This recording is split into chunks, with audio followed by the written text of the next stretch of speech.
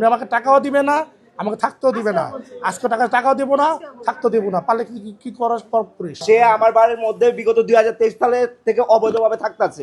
আজকে সে আমার সব জিনিসপত্র লুটপাট করে আমাকে এক কাপড়ে, আমার ওয়াইফের, আমার বাচ্চা এক কাপড়ে এখন স্কুল ড্রেস পরা, সে এক কাপড়ে সে উচ্ছেদ করে ফেলছে। সে তো এটা কোনোভাবেই রাইট নাই।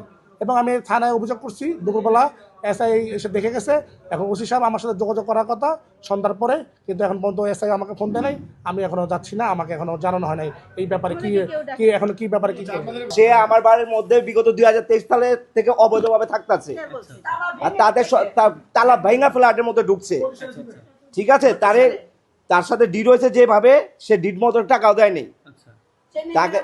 সে তাদের ওই যে কি বলে গুন্ডা বাহিনী যেগুলো আছে, যে প্রথমত সে আমাদের ফ্ল্যাট ভাঙা তারপর ঢুকছে। রিভিশন এখনো চলছে। এই মামলা রায়ের একটা 15 তারিখ হওয়ার কথা। সে কি করছে, সময় ক্ষেপণ করে সে আজকে একটা উচ্ছেদ মামলা দিচ্ছে এবং তার উকিল নাকি তাকে বলছে যে আগে আপনি দখল করেন, তারপর আপনি রায় পাবেন। তো সে আজকে ইন্টেনশনালি সব মালামাল এরপরে সব বাই করেছে। এখন আমার রাত্রে থাকার মতো কোথাও জায়গা নাই। আমার বউ বাচ্চা নিয়ে আমি খুব বিপদে, মানবতা জীবনযাপন করছি। আমি একজন ব্যবসায়ী মানুষ, সাধারণ ব্যবসায়ী। আমি অসুস্থ, আমার আর সমস্যা আছে, আমার ওয়াইফের সমস্যা। এখন আমি রাত্রেবেলা কোথায় কি যাব, আমি কোথায় কার কাছে বেঁচে যাবো, এখন আমি শরণাপন্ন হচ্ছি আপনাদের কাছে। ঈদ আসবে, সাথে ক্যাশব্যাকও আসবে। নিজের বা প্রিয়জনের জন্য কেনাকাটায় এবারও নগদ পেমেন্টে পাচ্ছেন দারুণ ক্যাশব্যাক। তাই যাই কিনুন, পেমেন্ট করুন নগদে। উনি আমাকে টাকাও দিবে না, আমাকে থাকতেও দিবে না। আজকে টাকাও দেবো না, থাকতেও দেবো না, পারলে কি করার করিস।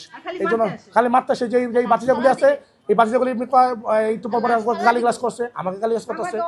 এখন আমি আজকে এখানে যে থাকবো, আমার জীবনে নিরাপত্তা নাই। আমি জীবনে নিরাপত্তা চাই, আমি আমার থাকার নিরাপত্তা চাই। আমরা যখন নিছি তখন আমরা জায়গা জমিন বেচে আমরা টাকাটা দিছি।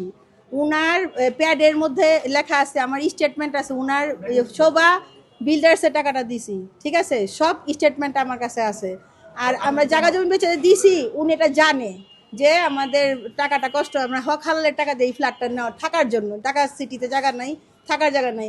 এখন যে উনি এটা একটা অমানবিক কাজ করলো, আমরা কোথায় থাকবো, কই যাব আমরা?